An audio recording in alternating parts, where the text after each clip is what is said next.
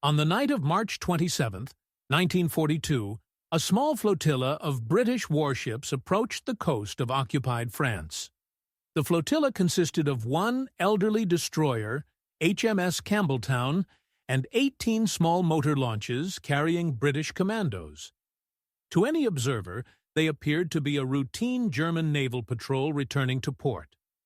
The ships flew German naval ensigns. They flashed the correct recognition signals when challenged by German coastal batteries. They maintained radio silence and proceeded at moderate speed, exactly as German vessels would. The German defenders at the French port of St. Nazaire had no reason to suspect that these were enemy ships. They had no reason to believe that in less than 2 hours, one of those ships would ram the massive dry dock gates at St. Nazaire and detonate 5 tons of high explosives, destroying Germany's most important naval facility on the Atlantic coast. They certainly had no reason to suspect that HMS Campbeltown, the aging destroyer leading the flotilla, had been converted into a gigantic floating bomb specifically designed to explode 12 hours after ramming the dock, when German officers would be aboard examining the wreck. Operation Chariot, the raid on St. Nazaire, was about to begin. It would become one of the most audacious commando operations of World War II, earning 5 Victoria Crosses and inflicting strategic damage that would affect the entire course of the naval war in the Atlantic. To understand why the British launched such a desperate operation, one must understand the strategic situation in the Atlantic in early 1942. Germany's surface navy, the Kriegsmarine, posed an existential threat to Britain's survival. German U-boats were sinking merchant ships faster than the Allies could replace them. The Battle of the Atlantic was reaching its crisis point. Britain depended entirely on convoys bringing food, fuel, and military supplies from America. If the German submarine campaign succeeded in cutting that lifeline, Britain would be starved into submission regardless of how many tanks, planes, or soldiers the British Army possessed. But submarines were not Germany's only naval threat. Germany also possessed several powerful surface warships capable of devastating Allied convoys. The battleship Bismarck had demonstrated this danger in May 1941 when it broke out into the Atlantic and sank the British battlecruiser HMS Hood, killing all but 3 of Hood's 1,400 crew. Although Bismarck was hunted down and sunk days later, the episode proved that German capital ships operating in the Atlantic could inflict catastrophic losses on Allied shipping. In early 1942, Germany's most powerful surviving surface warship was the battleship Tirpitz, sister ship to Bismarck. Tirpitz was massive, 42,000 tons displacement, 8 15-inch guns, capable of 30 knots, heavily armored, and nearly impossible to sink with conventional weapons.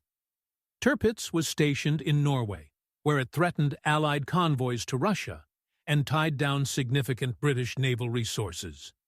The British Home Fleet had to maintain battleships and aircraft carriers in northern waters just to counter the possibility that Tirpitz might sortie into the Atlantic.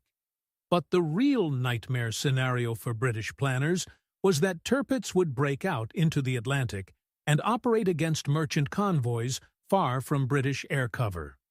If Tirpitz reached the open ocean, it could potentially sink dozens of merchant ships before being intercepted. The Bismarck had nearly accomplished this before being sunk. Tirpitz was even more dangerous because German naval commanders had learned from Bismarck's loss and would be more cautious, more selective in choosing targets, and more difficult to hunt down. There was, however, one critical limitation on Tirpitz's ability to operate in the Atlantic.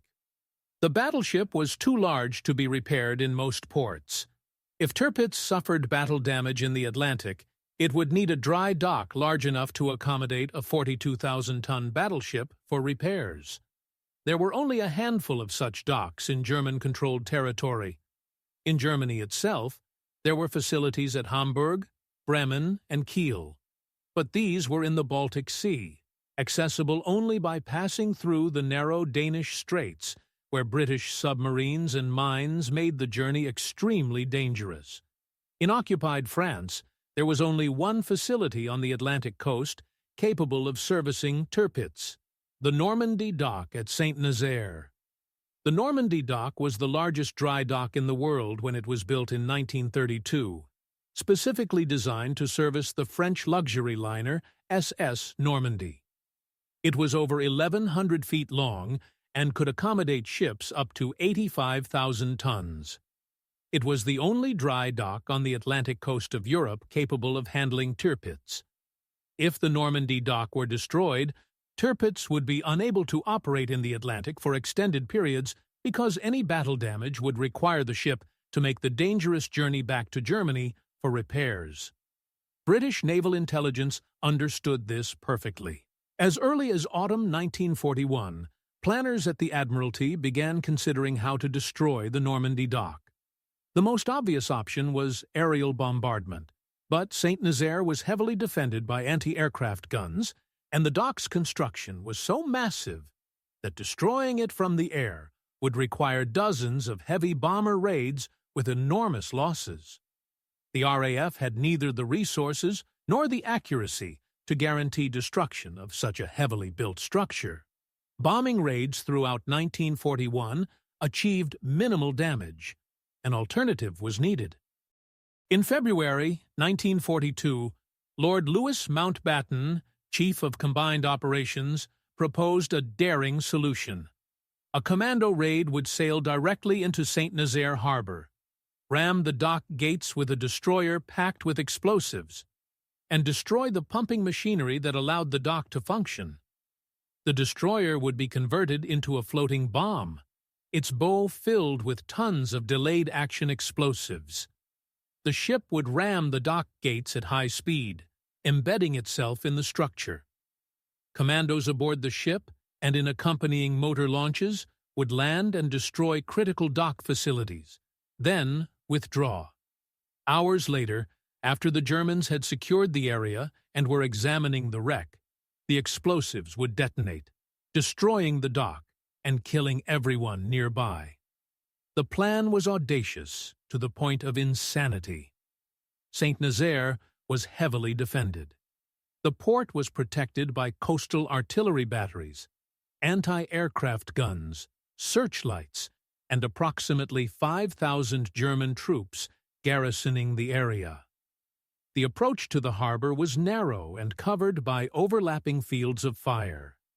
Any attacking force would be subjected to devastating fire from multiple directions. The raid would have to be conducted at night at high tide, because the destroyer needed maximum water depth to reach the dock gates. This meant the timing had to be perfect. The attack force would have to penetrate 6 miles up the Loire River estuary under German guns, ram the dock, complete demolition tasks, and withdraw, all before German reinforcements arrived. The casualties would almost certainly be catastrophic. Most of the commandos involved would likely be killed or captured, but if the raid succeeded, it would eliminate Tirpitz's ability to operate in the Atlantic and would save countless merchant sailors' lives by protecting the convoy routes. Mountbatten presented the plan to the Chiefs of Staff Committee in February 1942. Despite the risks, the operation was approved. The strategic benefit justified the cost. If destroying the Normandie Dock meant sacrificing 200 commandos, but eliminated the Tirpitz threat for the duration of the war, it was a trade worth making. The operation was codenamed Chariot, and planning began immediately. The first requirement was selecting a suitable destroyer to serve as the ram ship. It had to be expendable but seaworthy enough to reach St. Nazaire. It had to be fast enough to ram the dock gates at sufficient speed to penetrate them. And critically, it had to have a shallow enough draft to navigate the Loire estuary at high tide without running aground. HMS Campbeltown, a former American destroyer transferred to Britain under the Lend-Lease program, was selected.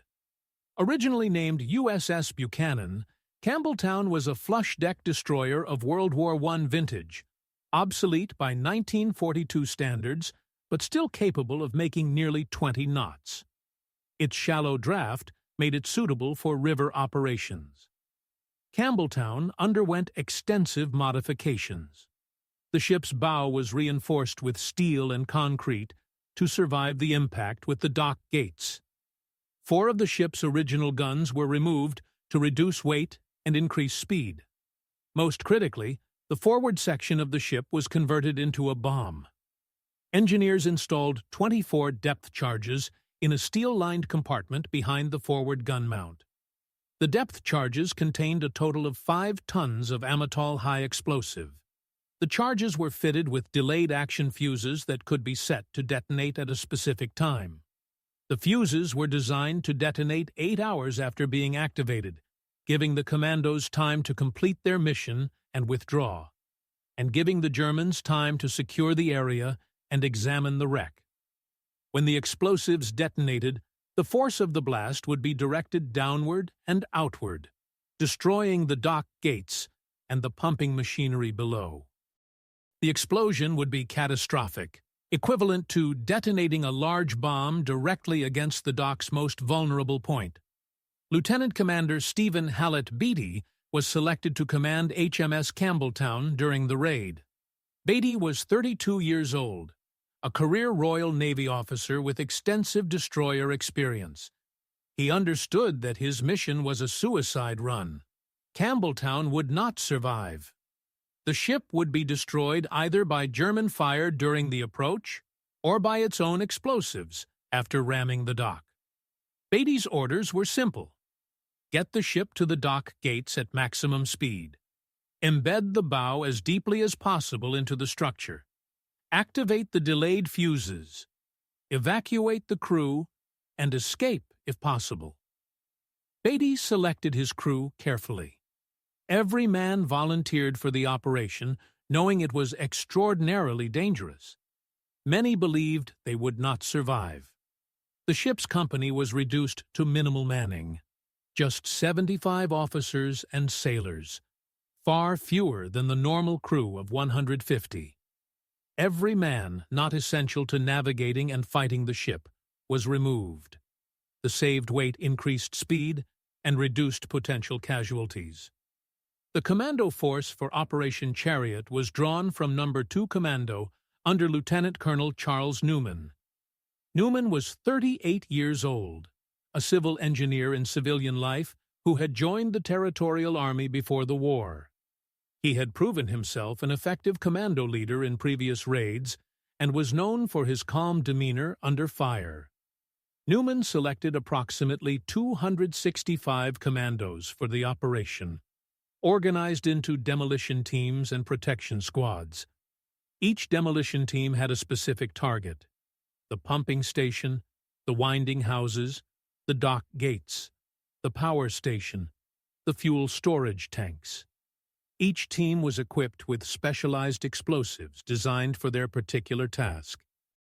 The commandos trained intensively for 6 weeks, practicing their assault at a similar dock in southern England.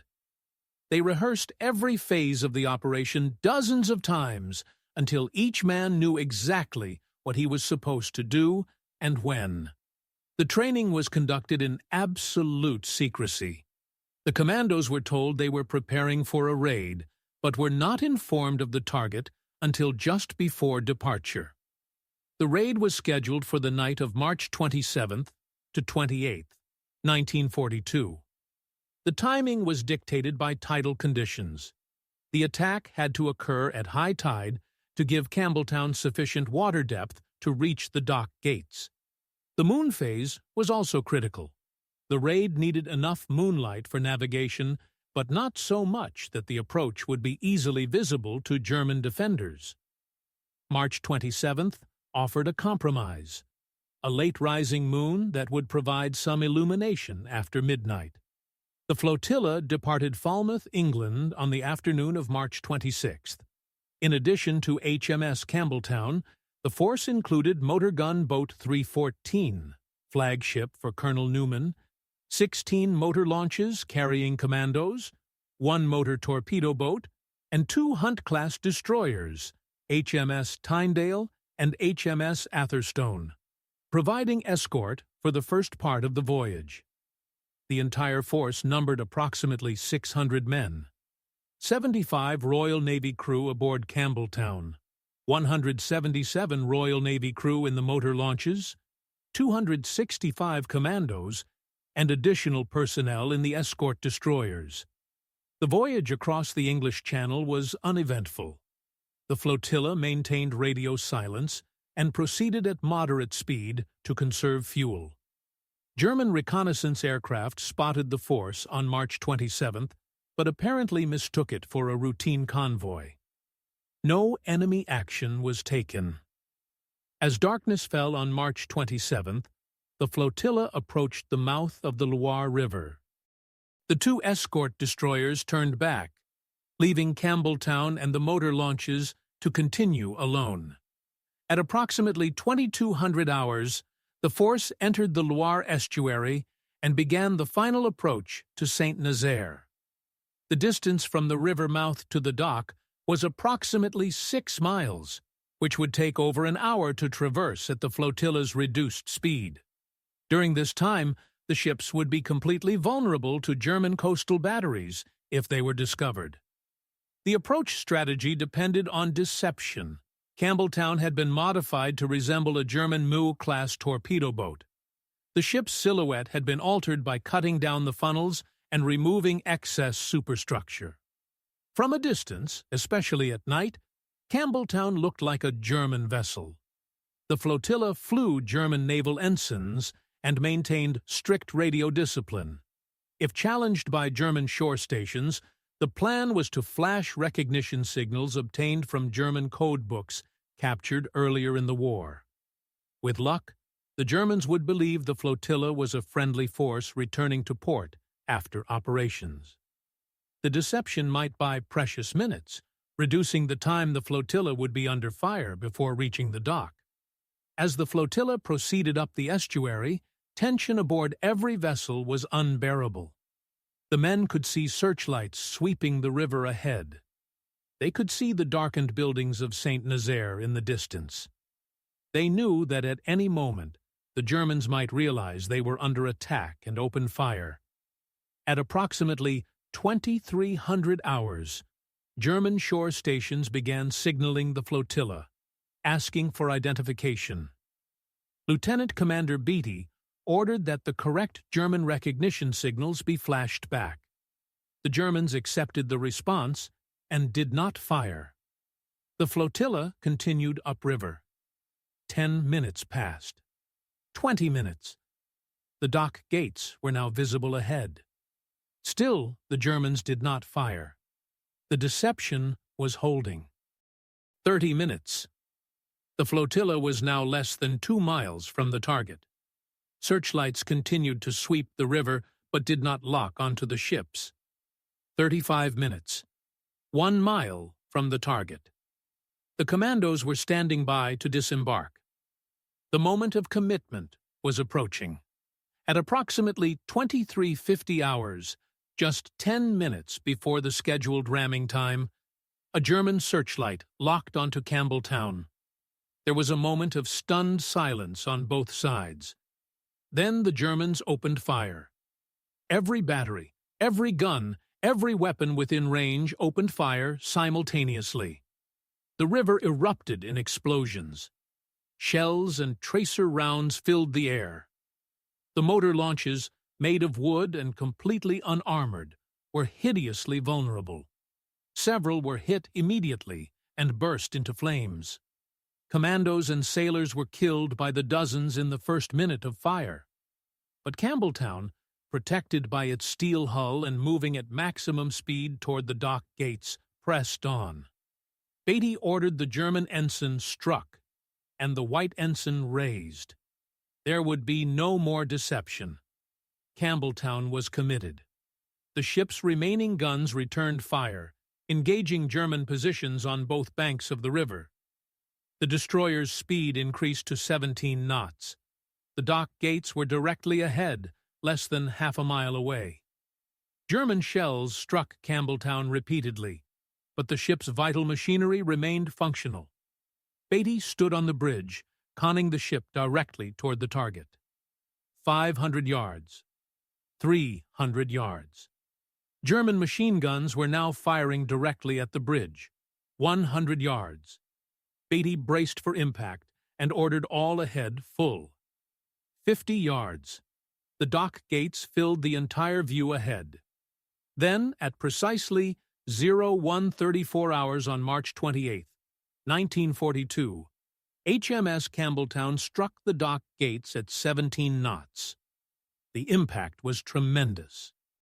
The destroyer's bow crushed the lower portion of the dock gates and penetrated 36 feet into the structure, embedding itself firmly in the caisson. The ship's forward motion stopped instantly. Men were thrown off their feet throughout the vessel. The bridge superstructure was partially collapsed by the deceleration, but the ship held together. The explosives in the bow were intact. The delayed action fuses had activated on impact and were now counting down. 8 hours from now, the explosives would detonate. But first, the Commandos had to complete their mission. Colonel Newman's demolition teams immediately disembarked from Campbeltown and the motor launches that had managed to reach the dock area. Under intense German fire, the Commandos rushed to their assigned targets. The Germans were now fully alert and responding in force. Troops from the garrison were pouring into the dock area. Flares lit up the scene like daylight. Machine guns and rifles fired from every direction. The Commandos fought their way to the pumping station, the winding houses, and other critical installations. They placed explosive charges on machinery, turbines, pumps, and electrical equipment. Everything that made the dock functional was to be destroyed. The fighting was brutal and close range. Commandos and German soldiers exchanged fire at distances of meters. Grenades were thrown. Men fought hand to hand. The Commandos were vastly outnumbered but superbly trained and motivated. They knew their mission was essential. They pressed forward despite casualties. Sergeant Thomas Durant of the Royal Engineers single-handedly defended his motor launch against German guns, firing a Lewis gun until he was killed by a shell burst. He was posthumously awarded the Victoria Cross. Lieutenant Commander Beatty, having successfully rammed the dock gates, evacuated Campbeltown's crew and led them toward the designated evacuation point. Most of the motor launches that had survived the approach were now sinking or burning. The withdrawal plan was collapsing.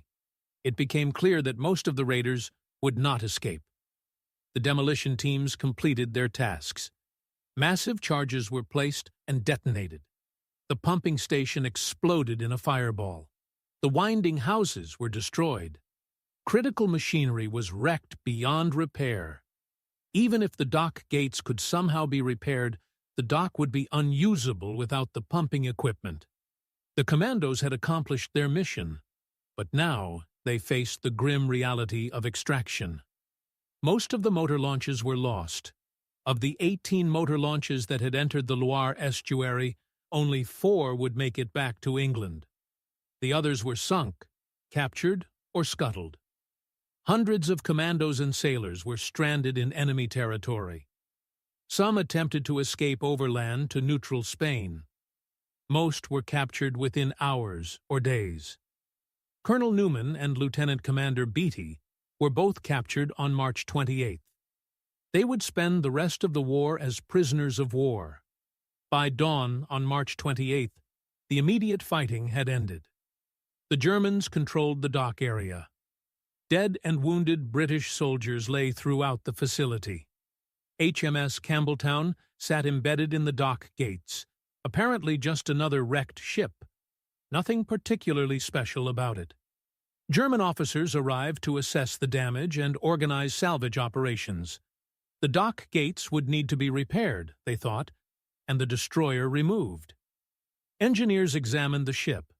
They noted that the bow was unusually reinforced and that the forward section seemed heavier than it should be. Some officers became suspicious and ordered the ship evacuated while engineers investigated further. But time was running out. At approximately 10:30 hours on March 28th, approximately 9 hours after Campbeltown rammed the dock, the delayed action fuses completed their countdown. The explosion was catastrophic. 5 tons of high explosive detonated inside Campbeltown's bow, directly against the dock gates and the underlying structure. The force of the blast was enormous. Campbeltown disintegrated. The dock gates were obliterated. The caisson and the surrounding concrete structure collapsed into the dry dock. Debris was thrown hundreds of feet into the air. The shock wave shattered windows across St. Nazaire. Over 250 German officers and soldiers who were aboard the ship or nearby examining the wreck were killed instantly. Bodies and pieces of wreckage rained down across the dock area. The Normandie Dock was destroyed, rendered completely unusable. It would not be repaired until after the war ended. Tirpitz would never be able to use it. The strategic objective of Operation Chariot had been achieved. The cost was staggering. Of the 611 men who participated in Operation Chariot, 169 were killed and 215 were captured. Only 227 men returned to England. The casualties were over 60%, but the raid was considered a success. The Normandie Dock was destroyed. Tirpitz would remain in Norwegian waters for the rest of the war, never daring to venture into the Atlantic, where battle damage might leave it stranded without repair facilities. The threat to Allied convoys was significantly reduced. British naval historians have calculated that the St. Nazaire raid may have saved hundreds of merchant ships and thousands of sailors' lives by eliminating the Tirpitz threat. 5 Victoria Crosses were awarded for gallantry during the raid, the most VCs awarded for a single action since the Battle of Rorke's Drift in 1879. Lieutenant Commander Beatty received the Victoria Cross for ramming the dock gates. Colonel Newman received the Victoria Cross for leading the commando assault. 3 other commandos received VCs for extraordinary heroism during the fighting. The raid became legendary in British military history as an example of audacious planning and selfless courage. The Germans were stunned by the raid. Hitler was furious that British commandos had penetrated deep into occupied France, destroyed a critical facility, and demonstrated that German coastal defenses were vulnerable. He ordered a massive expansion of coastal fortifications, which diverted resources and troops that were desperately needed elsewhere. The St. Nazaire raid had achieved more than just the destruction of the dock. It had forced Germany to divert significant military resources to defending against future commando raids. The psychological impact on both sides was significant. British morale soared. If commandos could successfully attack a heavily defended port deep inside occupied territory, perhaps the Allies could win the war after all. German morale suffered. If they could not prevent such an attack, despite overwhelming defensive advantages, how could they defend the entire Atlantic coast? After the war, when historians examined German naval records, they discovered something remarkable. The St. Nazaire raid had achieved an even greater strategic impact than Allied planners had realized. Tirpitz remained in Norway for the entire war, never venturing into the Atlantic, in large part because German naval commanders knew that battle damage would be irreparable without the Normandie Dock. The battleship was eventually sunk in November 1944 by RAF Lancaster bombers while anchored in Norway. Had Tirpitz operated in the Atlantic in 1942 or 1943, during the height of the convoy battles, the damage to Allied shipping could have been catastrophic. The St. Nazaire raid prevented that possibility. One night's work by 600 men eliminated a strategic threat that could have changed the outcome of the Battle of the Atlantic. Lieutenant Commander Beatty and Colonel Newman survived their captivity and returned to Britain after the war ended. Both men received their Victoria Crosses in ceremonies honoring the raid. Beatty was promoted and continued his naval career, eventually retiring as a captain. Newman returned to civilian life and his engineering career. Both men remained lifelong friends with the survivors of the raid and attended annual reunions until their deaths. Of the 227 men who returned from St. Nazaire, most were wounded. Many carried physical and psychological scars for the rest of their lives, but all of them were proud of what they had accomplished. They had participated in one of the most daring military operations in history, and they had succeeded beyond anyone's expectations. The Normandie Dock at St. Nazaire remained destroyed until after the war. The Germans attempted repairs, but lacked the resources and expertise to fully restore the facility while the war continued. After Germany's surrender, the French government rebuilt the dock, which was finally restored to operation in the 1950s. The dock remains in use today as a commercial ship repair facility. A memorial stands at St. Nazaire, honoring the British commandos and sailors who died in the raid.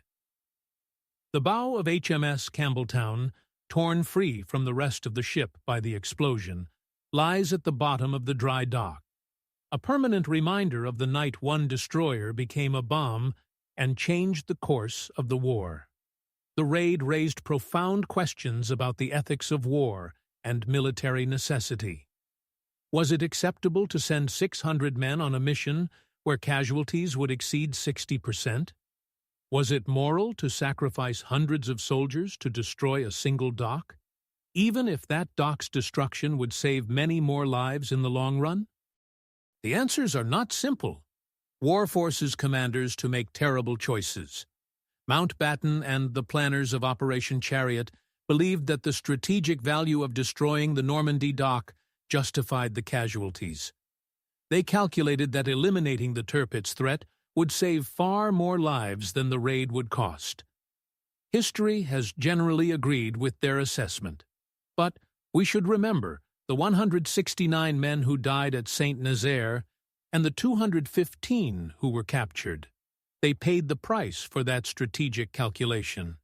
They died or lost their freedom so that merchant sailors they would never meet could cross the Atlantic safely. That kind of sacrifice deserves to be remembered.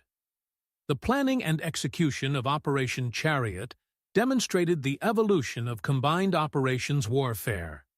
The raid required coordination between the Royal Navy, the Commandos, the RAF, which conducted diversionary raids to distract German defenses, and intelligence services that provided reconnaissance and German code information. Every element had to work together perfectly. The plan had to account for tides, moon phases, German defensive arrangements, the approach route, the ramming point, the timing of the explosion, the withdrawal plan, and dozens of other factors. Modern special operations doctrine owes much to the lessons learned at St. Nazaire.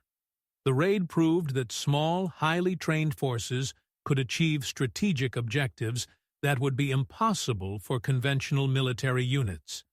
It demonstrated the value of audacious planning and the importance of accepting calculated risks when the strategic payoff justified the cost. HMS Campbeltown's conversion into a floating bomb was an innovative use of a weapon system. The destroyer was not just a ship, it was a delivery vehicle for a massive explosive charge. This concept of using a disposable platform to deliver explosives directly to a target influenced later weapons development. Unmanned aerial vehicles, cruise missiles, and other modern precision weapons all embody the same principle: sacrifice the delivery system to ensure the weapon reaches its target. Campbeltown was, in a sense, the first cruise missile, a guided weapon that navigated to its target, penetrated defenses through deception, delivered its warhead with precision, and destroyed itself in the process. The technological sophistication of modern weapons is far greater, but the underlying concept remains the same. The delayed action fuses on Campbeltown's explosives were critical to the raid's success. The 8-hour delay served multiple purposes. First, it gave the Commandos time to withdraw before the explosion, maximizing their chances of survival. Second, and more cynically, it ensured that German personnel would be aboard or near the wreck when it exploded. The British planners knew that the Germans would immediately secure the area and examine the wreck. They knew that German officers and engineers would board Campbeltown to assess the damage and plan salvage operations. The delayed explosion was designed to kill those personnel, adding to the psychological impact of the raid. This raises uncomfortable ethical questions. The Commandos who rammed the dock and the sailors who crewed Campbeltown were military personnel engaged in legitimate combat operations. But the German personnel killed by the delayed explosion were not engaged in combat at the time of their deaths. They were engineers and salvage workers examining a wreck. Does this constitute a legitimate act of war or something more problematic? International law regarding warfare in 1942 was less developed than today, but certain principles were established. The laws of war prohibited booby traps and delayed action explosives in certain contexts, particularly when they endangered civilians or were disguised as harmless objects. But the Campbeltown explosion did not fit neatly into prohibited categories. The ship was clearly a military target. It was in a military facility. The personnel killed were military personnel or workers supporting military operations. The explosion could be justified as a continuation of the military action that began with the ramming. Nevertheless, the deliberate timing of the explosion to maximize German casualties raises questions that remain debated by military ethicists today. Was it necessary to kill the German personnel examining the wreck, or would destroying the dock have been sufficient? Could the explosives have been set to detonate sooner, before many Germans had time to approach? These questions have no definitive answers, but they are worth considering when we evaluate the raid. The human stories from Operation Chariot are extraordinary. Sergeant Thomas Durrant's Victoria Cross citation describes him continuing to fire his weapon while mortally wounded, refusing to surrender even as German fire tore his motor launch apart. Able seaman William Savage, who manned a gun aboard motor gun boat 314, continued firing even after being mortally wounded, protecting his comrades until he died at his post. He was posthumously awarded the Victoria Cross. Lieutenant Colonel Newman continued fighting even after being wounded, leading his commandos in street fighting against overwhelming German forces until ammunition ran out and he was forced to surrender. His Victoria Cross recognized extraordinary leadership under impossible conditions. These men were not superhuman. They were ordinary British sailors and soldiers who found extraordinary courage when their mission demanded it. Their stories deserve to be told and remembered. The German defenders at St. Nazaire also deserve recognition for their professionalism. Once the alarm was raised and they realized they were under attack, German troops responded quickly and effectively. They engaged the motor launches with devastating fire, sank most of them, and inflicted heavy casualties on the Commandos. They defended their positions tenaciously and ultimately killed or captured most of the raiding force. The German garrison did its job. The fault was not with the German soldiers, but with the strategic planners who had assumed that St. Nazaire was too heavily defended to be attacked. War is full of such miscalculations. Defenders assume their fortifications are impregnable until attackers prove otherwise. The raid demonstrated once again that no defensive position is immune to a determined and well-planned attack. After the explosion destroyed Campbeltown and the dock, the Germans became paranoid about delayed action explosives. Every piece of British equipment captured after the raid was treated as potentially booby-trapped. Motor launches that had been scuttled in the river were examined repeatedly before being approached.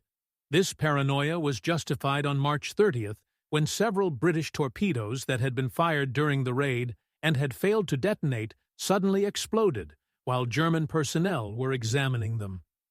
The additional explosions killed more German personnel and reinforced the belief that the British had left behind multiple delayed action weapons. For months afterward, German troops at St. Nazaire were nervous about touching any British equipment. The psychological impact of the delayed explosion extended far beyond the immediate casualties. The story of the captured Commandos is often overlooked in accounts of the raid. 215 men were taken prisoner, most of them wounded. They spent the next 3 years in German prisoner-of-war camps. Some died of their wounds. Others attempted to escape. A few succeeded in reaching neutral territory and eventually returned to Britain. Most remained prisoners until Germany surrendered in May 1945. Life in German POW camps was difficult, but generally adhered to the Geneva Conventions. Prisoners received basic food, medical care, and were allowed to correspond with families. But the psychological toll of captivity was significant. These men had volunteered for a dangerous mission, expecting to die or be captured. They had fought heroically, completed their objectives, and then faced years of imprisonment. Many struggled with guilt for having survived when so many comrades had died. Survivor's guilt is a common phenomenon among combat veterans, and the St. Nazaire survivors were no exception. When the war ended and the prisoners returned home, they faced the challenge of reintegrating into civilian society. Britain in 1945 was a country exhausted by 6 years of war. Rationing continued for years after the war ended. Jobs were scarce. Housing was inadequate. The veterans of St. Nazaire, like millions of other veterans, had to rebuild their lives in a country that was itself struggling to recover. Some succeeded. Some did not.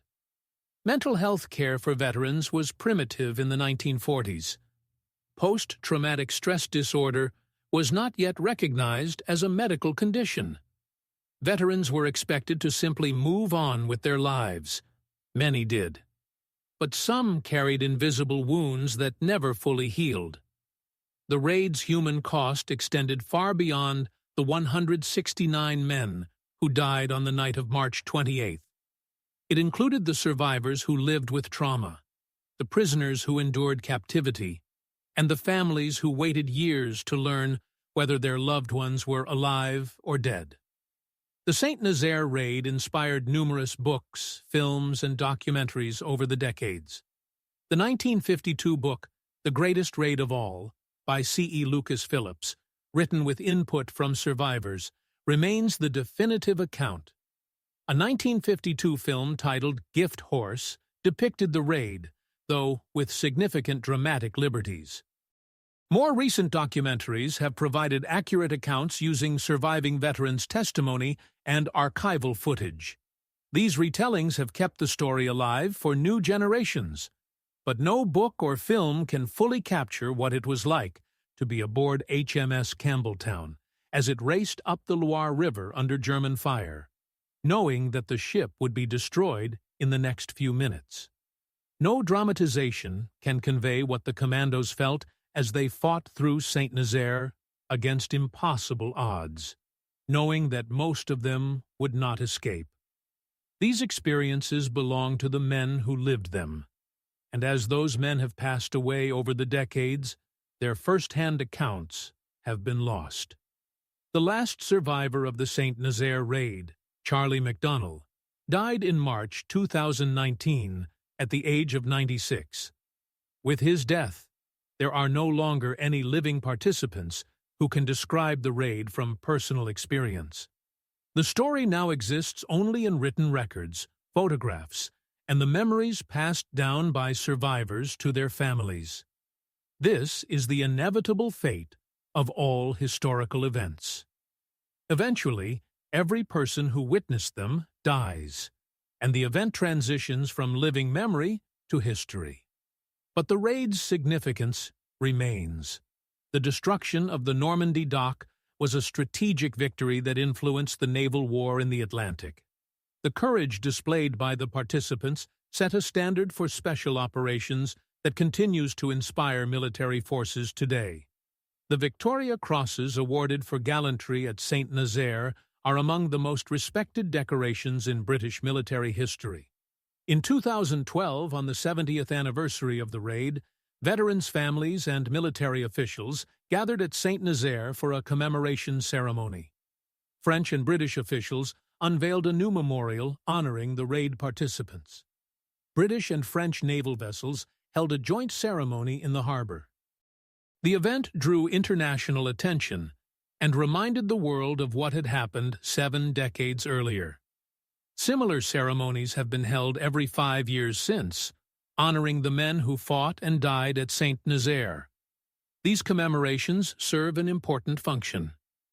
They remind us that freedom is not free, that the world we live in today was shaped by the sacrifices of previous generations, and that we owe those generations a debt we can never fully repay.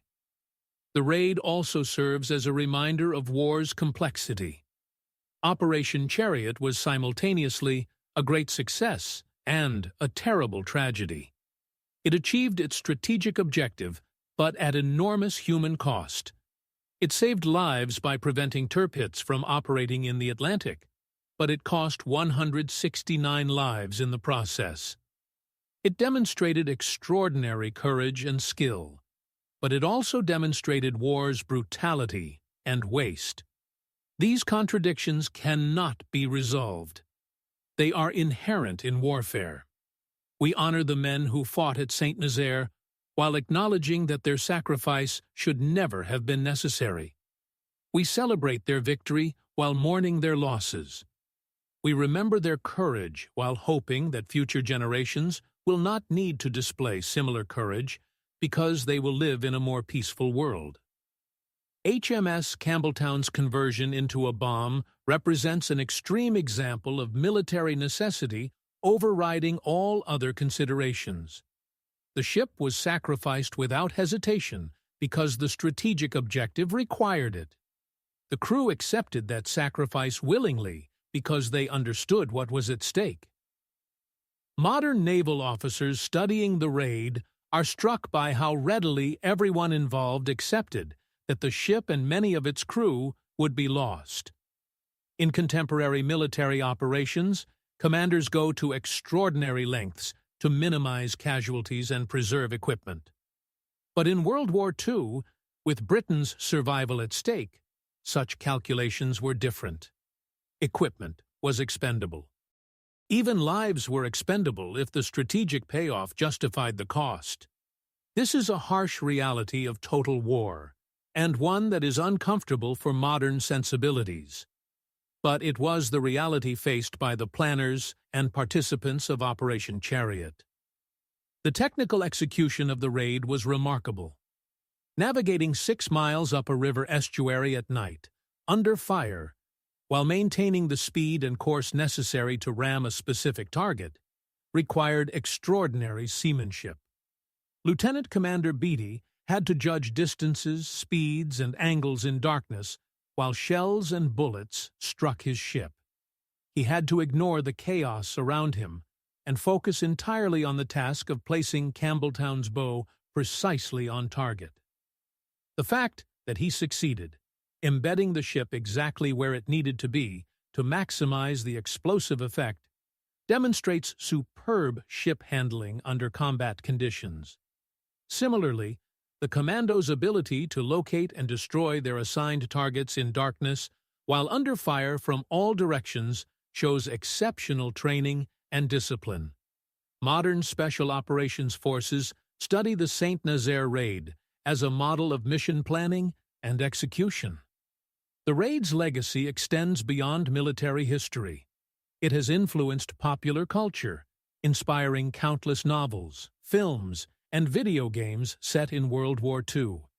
The concept of a suicide mission, where participants accept almost certain death to achieve a critical objective, has become a standard narrative element in war stories. The St. Nazaire raid was one of the historical events that established this narrative template. Every story about soldiers accepting a dangerous mission for a vital objective owes something to the real men who sailed up the Loire River on the night of March 27, 1942. The raid has become mythologized, transformed into a legend of British courage and determination. Like all legends, the myth simplifies and dramatizes the reality. But the core truth remains. Ordinary men did extraordinary things at St. Nazaire, and the world is different because of what they accomplished. The raid demonstrates the importance of intelligence in military operations.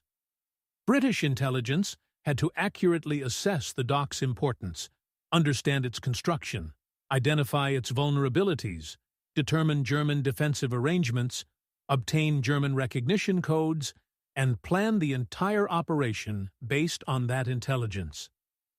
One significant intelligence failure could have doomed the raid.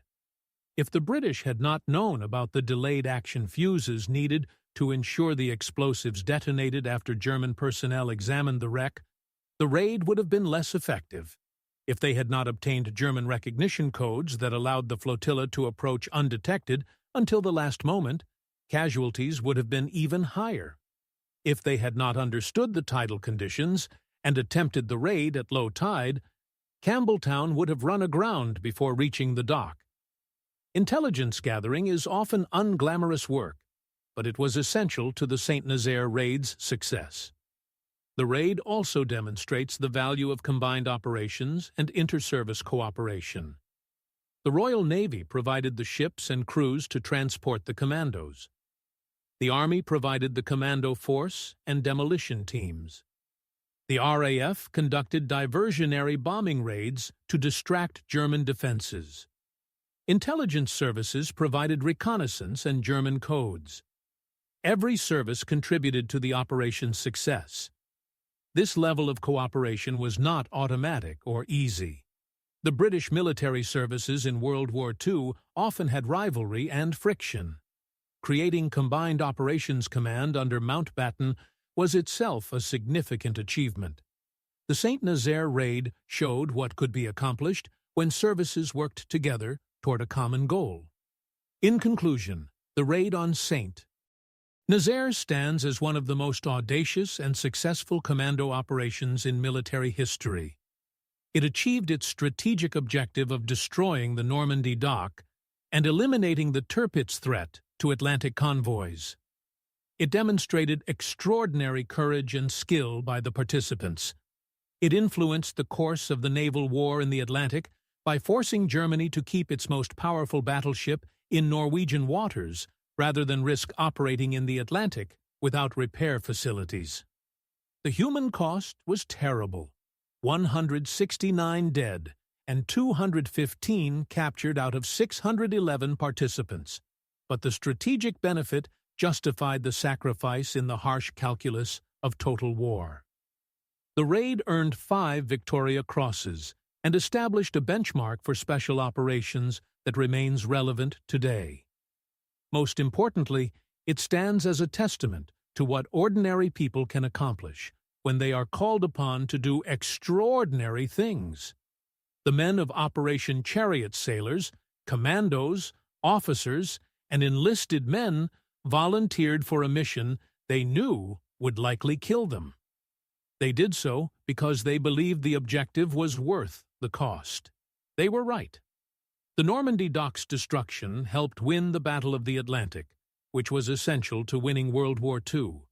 The raid saved lives, shortened the war, and preserved freedom. No memorial can adequately honor such a sacrifice, but we must try to remember. We owe them that much.